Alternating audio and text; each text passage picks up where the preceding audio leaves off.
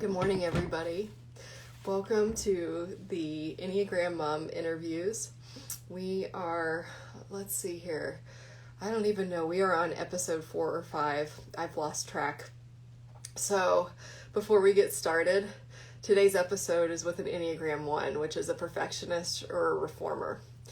And I think this is funny, and I'm telling this story real quick so that I can get the energy out of my system.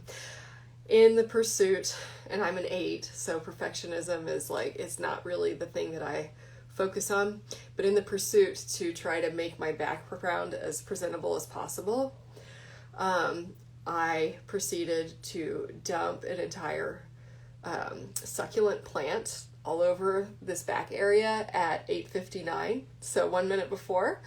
So just kind of ironic that I'm trying to be perfect on this Instagram space, trying to cover up all of my bottles above my cleaning products with plants, and then I drop it all over my desk. So that being said, let us all remember that, as my friend Leslie, who was on the last episode, said, perfection is a unicorn. All right, having said that, first things first, I need to give a quick shout out to my best girl, Kyla Woods, who has a birthday today. I'm drinking from my mortar mug for you, Kyla, and if you want to give Kyla a birthday present, you can follow her handle, Kyla Woods TV, or her handle, Crowder Camera, which is her business, or Cincinnati's own We Are Mortar. Go ahead and give her a follow when you get off of this, and wish her a happy birthday. All right, up next. Welcome to the show. The Enneagram is a wonderful tool for self-awareness and empathy, and that's why we are here, to learn more about personal development in those two areas. Today's sponsor is Lita Ruth Boutique. Lita Ruth is a shop down in Ludlow, Kentucky, just across the river from downtown Cincinnati. And at this point in time, with Uncle COVID present, she is appointment only, or you can order online, which is awesome. This awesome Z Supply tunic, it's actually a tunic or a mini dress, is from Lita Ruth Boutique. I love it. It makes me feel good. It's actually a little bit of a thicker sweater material. Lita Ruth has so graciously offered 3 giveaways, one for each episode that she's sponsoring. This is a little handbag tassel from Wish Supply Company, which is also another woman-owned business in Northern Kentucky. Lita Ruth sells their products in her store. So stay tuned at the end of this episode for a special discount opportunity if you're going to order some clothes from Lita Ruth or go in for an appointment. Next, we have, I'm sorry, I almost forgot our mission. Our mission, this is just not perfect, guys.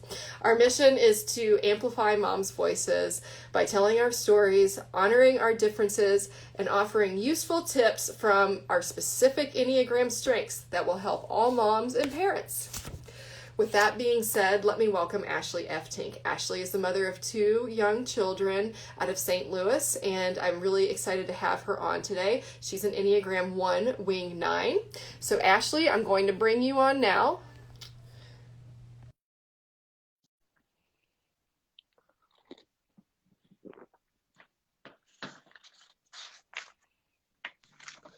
Hi, Ashley. Good morning. How are you? Good. I love your introduction because all week long I've been telling myself, don't be perfect. Don't try to be perfect. That's right. Fail. That's, it's kind of a character building experience, when things are just not going your way, and Right. That's fine. That's fine. So, so you're coming at us from St. Louis, so it's 8 a.m. your time, right? It is. Okay. And I have a large cup of coffee so that's my mug because our kids did not sleep well last night. So oh man, I'm wide awake. Well, I really appreciate you being on here. And this is the first time that we've met live. And I so appreciate your willingness to come on and share your journey as an Enneagram 1 mom. So thank you for that. I really appreciate it. Of course. I'm Awesome. Well, let's start with just telling us a little bit about yourself, who you are and what you're up to these days. Okay. I've been married to my husband, Scott, for 14 years. We met in college. We both were athletes, pitchers in softball and baseball. So right after college, Cool. I kind of pursued a coaching career, and we we have a family business that sells like flooring and kitchen cabinets and all that. And then Nice. we, after 10 years of marriage, finally decided it was time to have some kids. And so now I never thought this would be where I'd be going, but I want to be more of a stay-at-home mom. And so my coaching career has definitely been put a little bit on the back burner. I usually give private pitching lessons about 4 to 5 nights a week, just back to back to back. And now probably just once or twice a week, and just doing the mom thing and loving it. So.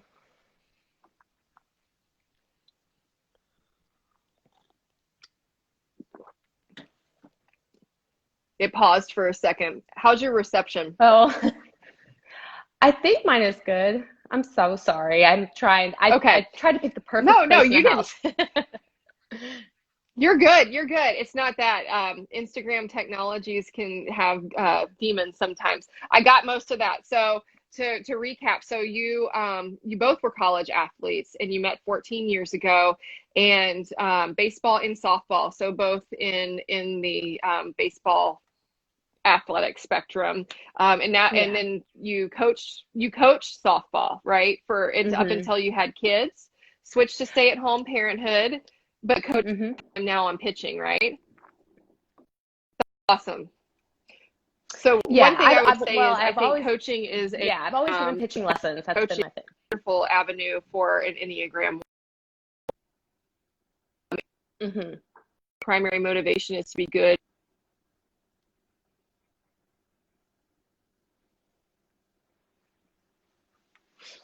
Enneagram are very acutely aware of.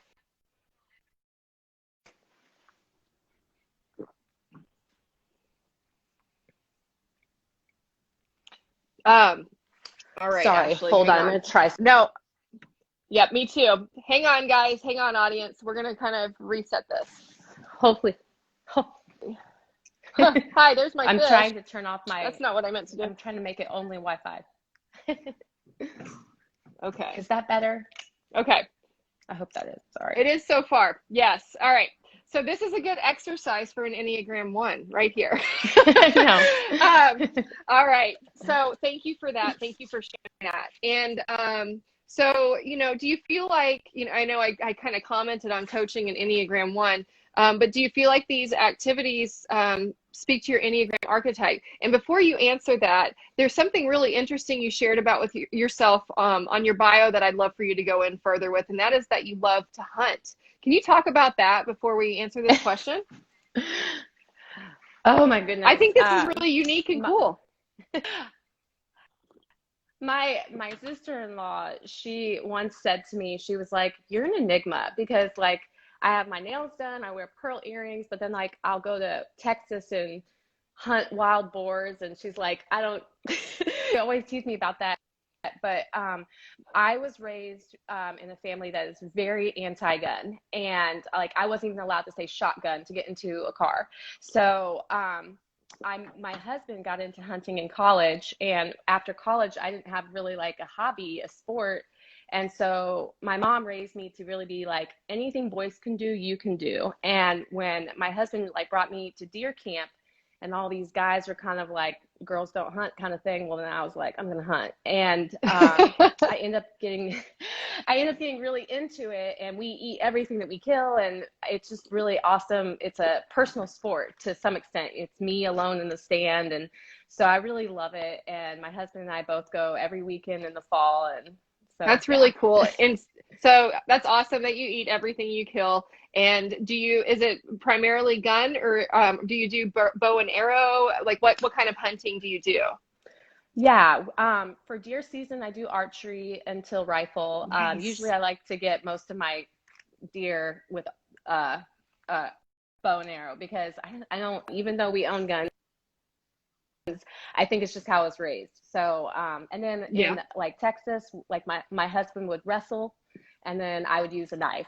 So I don't know who I'm offending here. So yeah, when you said no, but when you said boar hunting, listen, I've spent a decent portion of my life in Oklahoma and Texas, and I know boar hunting is no joke. And I mean, you're getting like right there with the animal. It's but again, like this is a unique attribute to you. And I think it's really cool. And I also have an appreciation for folks that hunt and eat what they hunt. I think that that's fair game, no pun intended. Thanks for sharing that. I feel like that's Yeah. going to, people are going to find that interesting about you. And I think that's cool. So, all right. So having said that, do you feel like these activities speak to your Enneagram archetype? Why or why not? Um, Definitely. Especially with sports. I mean, I might be answering another question a little early, That's but okay. like, my parents, they were coaches, and they owned athletic facilities, ran athletic facilities. So it was just very clear to my brother and I that we need to pick a sport and Mm-hmm. play it. And so we played sports growing up, and my parents were our coaches. So we had very overscheduled summers with athletics. But the neat thing about it was that we were with our parents at the ball fields. And so I think, like, ones, we don't really like to fail in public. And so that being that my mom was my coach, at an early age, I was nervous to not be good for the, like, being the coach's daughter. And I was not athletic growing up. And so I had to work really hard. And I think that's where a lot of my inner critic started, because I Mm-hmm. was like, she's not playing you. My mom never favored me. So like she wouldn't play me if I wasn't good. And Sure. so, I just think that kind of carried on into when I did get better at softball, was just a personal success that I had every day. And I was the kid that loved practice. I didn't just like the games. And so, because practice was where I could say, okay, you did good. And it was just a constant self checklist for me, like, of what I accomplished that day. So, I I think that that is some great insight into the childhood of an Enneagram one and developing that motivation. Having parents as coaches. Wow, the Enneagram yeah. one children, it's almost like there's one of two things happening during their childhood. One would be that they grow up in such like insane chaos that having the semblance of order and being good is the one thing that they can control about themselves. And then the other instance would be a situation where your Mm-hmm. parents are very regimented and controlled. I think that that's really great insight into the motivation of the Yeah. Enneagram One, which is to be good, to be correct. And so, having said that, you've touched on it a little bit, but I would love for you to share a little bit more about your childhood and what event or events have helped you develop this core motivation to the extent that you're So comfortable. I've practiced this in my head. Yeah, I've practiced this in my head because I don't want to be too That's a wordy, and one it's thing to also do. so much. So I'll try my best to be surface about this. So, I was raised in the Church of Christ Scientist, also known as Christian Science, which gets confused a lot with Scientology, but they're different things. And the basis of Christian Science is that it's the science of Christ. So they study how Jesus healed. And so they believe that all healing comes solely through the power of prayer. And it's a lot of mind over matter, affirming that they are perfect because they're the image of God. And so Christian scientists don't believe in sin or basically negative emotions. It's really like you're perfect. And so if Mm-hmm. you're sick or you're not feeling well, or if you have depression or whatever, it's something that you're not thinking right. And so Wow. the whole thought process is, know the truth about you. You were made perfect by God. And so it's a constant, from a young age, you're told to deny. And Mm-hmm. on the surface, it's very positive. I would say, I mean, if you meet a Christian Scientist, they're all super positive. But Mm-hmm. I I would say another part of it is that you deny very, very hard emotions. And so I think, I mean, I would say the combination of being raised by coaches along with Christian Science kind of made me into a one, because I would say then every Christian Scientist would be a one. But like, I just think from a young age, I just constantly was like, you're perfect because you're told you're perfect. And so you have to be Sure. perfect. And so failure, like from a young age, was like not acceptable. And it wasn't necessarily my parents saying you can't fail. It just was that feeling that I was constantly affirming the truth about myself, that I cannot cry, I cannot feel this way, and I have to be positive all the time. And I didn't find out about the Enneagram. Thankfully, I didn't find out about it until right before motherhood, but like no idea that I had an inner critic until maybe 4 years ago. I had no idea. Wow. I had no That's idea powerful. how hard I was on myself, and I had no idea how hard I was on everybody else. So, I would definitely think Christian Science played a huge role in that. That is so interesting, and what a unique story. First of all, thank you for sharing that, because I know that takes a level of vulnerability to share that experience. But the combination of having parents that are coaches, combined with your religious upbringing to create this ideal of perfection and being good, is just fascinating to me. And you know, the notion of perfection and masking your emotion, definitely something that's a large attribute to Enneagram 1s. Specifically, you know, Enneagram 1s are of the gut triad, right? And so they also have a response system that's emotional tendency toward anger, but that anger, instead of externalizing it, they use it passive aggressively. They don't completely internalize it like a 9, but they internalize it, and then what externalizes is a moderate anger that comes out as passive aggression. So masking those emotions and you know, always presenting that positivity, which I think culturally speaking, we've now talked about a concept called toxic positivity, which is something that, you know, doesn't acknowledge the emotion in a situation.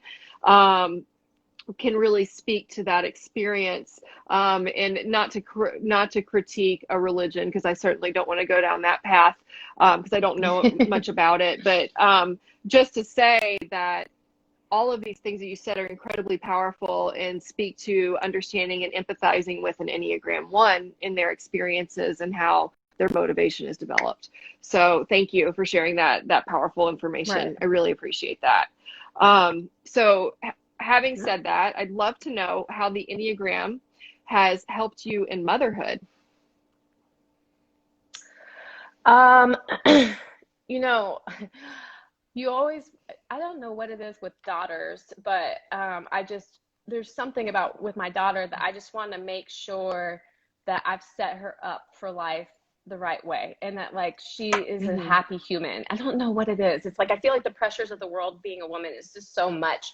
And so I've been so big about my inner critic, but also like critical of her. Obviously, she's only 3.5, so the things I'm like critical of are she wouldn't even hear. But I've been very like on top of my approach to how I go about her failures.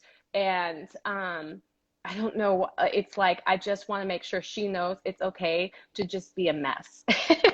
I want her to see me be a mess and not have it all together.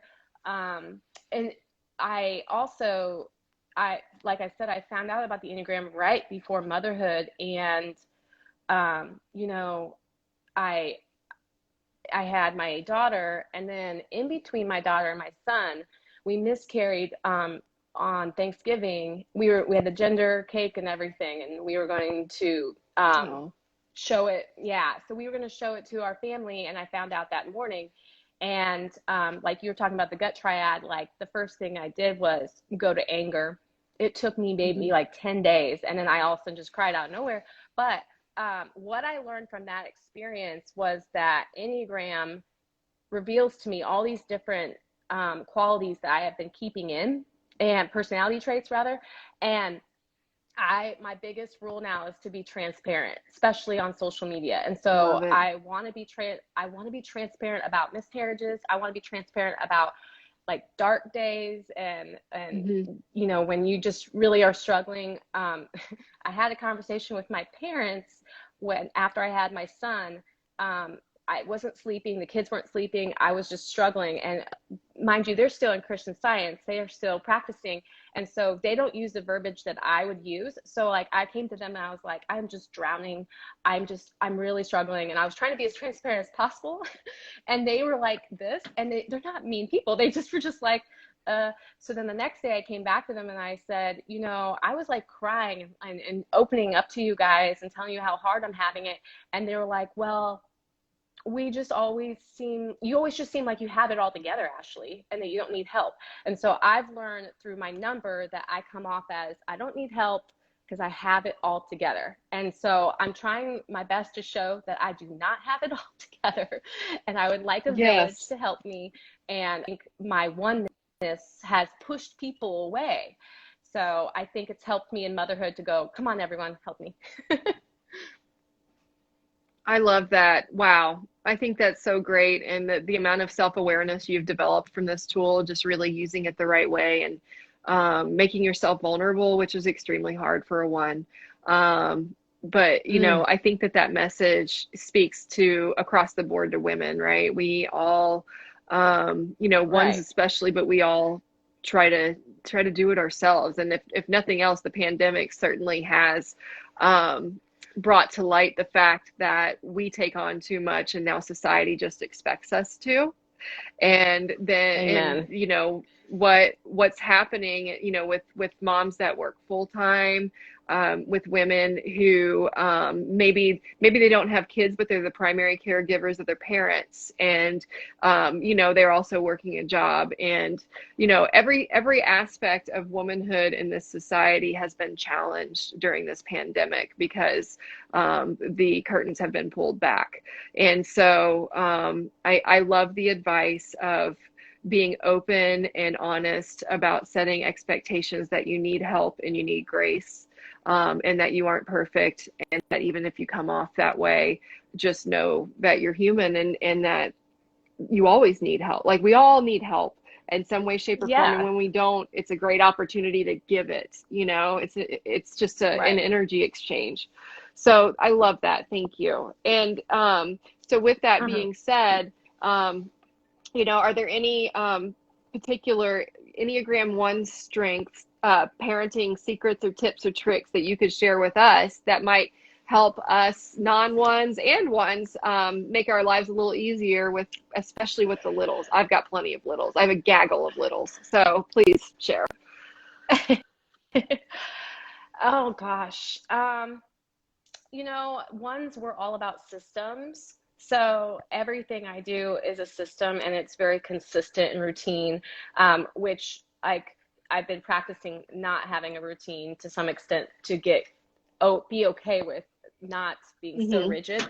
You know, I think I always tell like my friends, if you are wanting to develop a habit like in your home, and I guess I'm thinking more, I don't know about the raising of kids, but I'm thinking about keeping your home not chaotic. That's my big thing, is your life as a mom is already chaotic. Keep your home your zen place. And so like for me, it's the cleaning, the laundry, just everything feeling zen, so that my kids and my husband and I feel at peace. So to me, I always attach joy to a habit. So if I'm going to do something, I'm going to do it with, like, for example, if my kids really need vitamin D, they need to get outside, then I'm going to maybe listen to a podcast or a sermon I really like as I'm walking them. And I'm going to save that special sermon for while we're walking and maybe they fall asleep in the stroller. Or when I'm doing laundry or something, don't watch my favorite show until I'm doing that chore. So I don't know. I think that's more of a habit thing than it is a mother thing, but I like that. You know, your home should not feel chaotic, because your kids can feel that and it comes out of you, or at least it comes out of me. If my house is a mess, you know, in my personality. That's great. And you know what? So chaos is a word that speaks and resonates with 8s, because we need to be in control. And it's not that we demand control, but things around us need to be in control. And if they're not, we will make sure that they become in control quickly. And so in my house, though, it's chaos. And so I like your idea of attaching joy to the things that perhaps might not be too palatable to moms like me who hate cleaning. But you know, throwing in a Mm-hmm. podcast, playing some music, putting on my favorite show, doing stuff like that could help. And I think that is really sound Enneagram 1 advice for people that would like to maybe modify the chaos in their house a little bit and get it a little better. So I love that. The other thing that I picked up that you said that I think is really profound, and especially coming from a 1, is you also said that you practice not having a routine all the time so that you're not too rigid. And as a 1 saying that, that's a really evolved thing to say. And so I just want to highlight that and applaud you for that and say, I think that you're Thank you. striking a great balance between the two and that that's worth noting as well. So, so Thank you. I just really appreciate you sharing that. And then, and then the other thing that I wanted to call out is the attachment of joy to those tasks. I think speaks to maybe your upbringing again a little bit and finding that positivity in a good way, right? Yeah, So yeah, that is a good feature of the way that you were raised, you know, within the theology that you were raised in, to say that there are things that you recognize are external and that you can find the joy in innately. And yeah. so, you know, that to me is a good highlight from what you explained. So I also wanted to call that out. That's my opinion, but No, um, that's you're spot on. well, let's see. I think, there was one thing that I loved that you shared in your bio that I just want to call out real quick and have you speak on before we jump off here. So you had mentioned that one thing that really helps you if you're a parent with a spouse is that if you know each other's Enneagram numbers. And I think that that's a really interesting thing to share because my husband, we did an Enneagram course together years ago, and so I know his number. He doesn't even remember his number anymore. He's a 9, so Oh, fun. that's so 9 to just forget about it and move on. But That anyway, is so I nice. remember it, which helps me, right? But you had said you know your husband's Enneagram number, and I think knowing a spouse or a partner's Enneagram number could be a really good tip as well. So if you could talk on that for a second. Yeah, I'm very lucky. I married a threes. We're great together because he's over there trying to be the best at every role in his life. So if I ask something of him, if I'm like, I really need you to be good at bedtime routine with the kids, he's going to achieve it. Hey, but Yes, um, yes, what I really like about it's awesome. What I really like about my husband is that when I'm into something, then I want him to be into it as well. And so I highly advise you not just study your own number, but you study your spouse's number and you talk about it and have open discussions about it often. And so here's a really good example. My husband during stress goes to 9 and he doesn't want to confront situations. So let's say, for example, this is just hypothetical. We're at dinner with his parents and we have our kids and he loves his parents dearly and he wants to be the best son to them because he's an achiever, but he also wants to right. show that he is the best dad in the world. Well, in that situation, let's say one of our kids is misbehaving. Now, me, and as being a 1, I want the situation to be perfect, but I also don't want to. I don't want to overstep my boundaries as a parent because I want him to parent the child if he's sitting next to the child. So, because he goes to stress and he's embarrassed about our kid doing something that's not okay in a nice country club or whatever, he goes to 9 and he just kind of doesn't confront it. And in those situations, that's where I need him to step up and be like, okay, we're going to discipline right here. We're going to say, this is, you do not throw our food. We do not throw fits or whatever, or let's go leave the room Right. and talk with the kid, all that. And so we've discussed those situations where I'm like, you are 3, but then you go to 9 here. And so and it's the same thing for me when I go to, and we talk about how it's ironic, but when I'm not stressed, I go to 9. So we literally go to the same number for separate issues. But Yes. I just love it. I love it though because he wants to talk about it and it also helps us in those situations beforehand. We talk about, hey, you know, notice that this is what happens. And he's learned, I mean, it's been 14 years next week. He is Well, just happy now anniversary. Thank you. He's just Yes. now understanding my inner critic. He had no idea all these years why I'd be in a really, really bad mood. And he always thought it was personal. And I'm like, it's not personal. It's probably something that day. Like, you know, if I weighed Right. in and I gained some pounds, or if my bed wasn't made, and then I'm like, how could Yeah. you not make your bed? Like that kind of stuff. And so he's learning a lot about my inner critic, and he builds me up more because of that. He's like, I want you to know you're great because of this. And then I do the other thing where I'm like, I want you to know that your worth does not come from what you accomplished today. You are worthy of love because you're just an amazing man. So That's great. yeah. And I I love that, and I love the empathy that develops between people when they really start to understand their number. And I think that him personalizing your behavior is very much speaking to the heart triad, the emotion triad, which is what he's within, whereas you're within the gut triad, so you're more instinctual.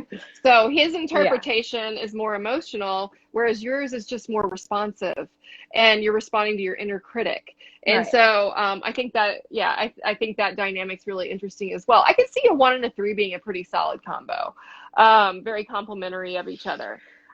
So I did have one quick question from Simple Skin, and I'm going to answer this real quick, and if you'd like to add anything to this, you're welcome to. So Simple Skin says, where can I get a test geared for children? So Ashley, you and I have kind of talked about this. There's a school of thought on tests. Tests are 54% accurate. It's you've got to pay for a test that's going to give you good results, and it really needs to come from like the Enneagram Institute. No free online test is going to give you proper results. I'm not a big fan of tests. That's why I do this work, because I like to walk people through the process of discovering their type and really learning about themselves. Having said that, the best way for children to understand their type is, one, Enneagram type typically isn't developed until between the ages of 8 and 13. So you really don't want to try to figure that out prior to those ages. And I would go on the upward end of that, because our personalities are really developing then. The second thing is, if you want to work with typing your children, I would offer either a child psychologist, therapist, or counselor that understands the Enneagram to work with you. If you don't have access to those resources, go to the library, go on Amazon, get a book on the Enneagram and children, and work through it with your children and let them decide. Because the number one rule of the Enneagram is we do not type others. And I am very stern about that, because this is a very personal journey. We cannot type others, and to influence them takes away from their personal journey through this really important work. So having said that, Ashley, do you have any other thoughts on that question? I don't. I did. My family is all into Enneagram on my husband's side. We've been talking about it a lot. And a big thing is this, am I correct that also, I know you're anti-test, but like also not giving the test to somebody and having them answer the questions? Because like my mom, I think one time was like, well, I could take the test. I'm like, well, you got to take a test all on your own. I can't ask you the questions because that would influence her answers, correct? Right. Okay. Absolutely. And again, let's see here. Simple Skin. If you want to comment in the comment sections after I post this, I'll be happy to list a couple of different resources for you to go explore. And then if people do want to understand the best Enneagram test, I will list that in the comments as well. But again, highly recommend you do the work. Ashley, I know that you did a test basis, but you also did the work. You read books. You made sure that that was the right number. You've explored this a lot deeper than just a test. So anyway, I'm going to step down from the soapbox now. Having said that, Ashley, you gave some really valuable information today. You shared an amazing story. I am so appreciative of your valuable time, especially with 2 small children. It makes a difference to people, and there are things that you said on this that will make a difference to somebody. So thank you very, very much for sharing a little bit about you. Well, thank you. And I love your account. It's been super helpful for me. So I really appreciate you having me. So thank you. Thanks, Ashley. Take care. And it's great to meet you. And I'm glad we're friends. Take care. All right. Bye, everyone. Bye.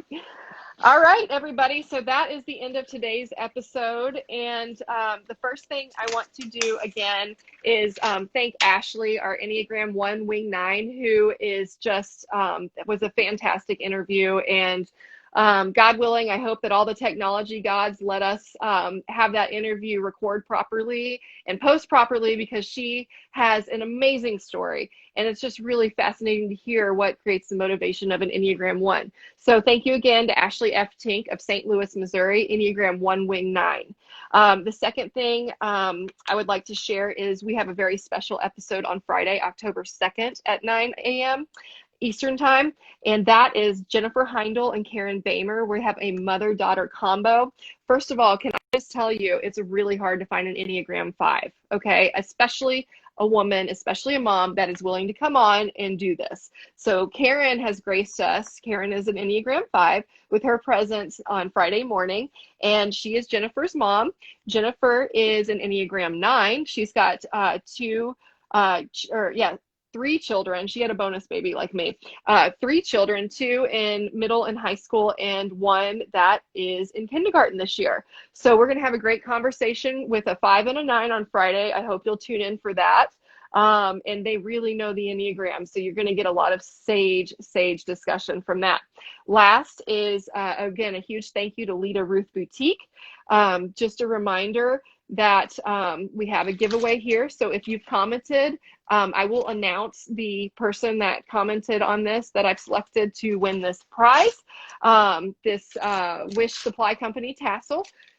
And Lita Ruth has offered a 15% discount to anyone that messages her online and says they watched this episode, or and makes an order, or if you make an appointment at her store and let her know that you watched this episode, you also get that 15% discount. So awesome sponsor. Again, if you love my Z Supply tunic, that came from Lita Ruth Boutique. Thanks for tuning in. Great to see everybody, and I will see you on Friday. Bye.